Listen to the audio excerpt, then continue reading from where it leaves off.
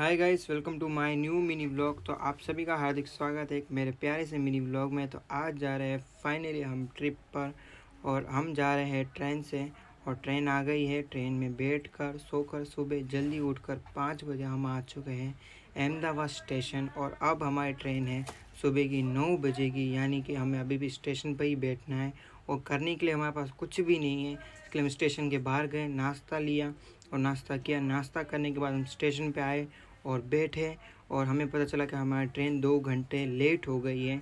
तो अभी हमें इंतज़ार करना पड़ा 11 बजे का और हमारी ट्रेन आई और हम ट्रेन में बैठे। और हम कहाँ जाने वाले हैं वो तो आपको नेक्स्ट व्लॉग में ज़रूर पता ही चल जाएगा। तो मिलते हैं जल्दी न्यू व्लॉग के साथ। तब तक के लिए आप सभी को बाय।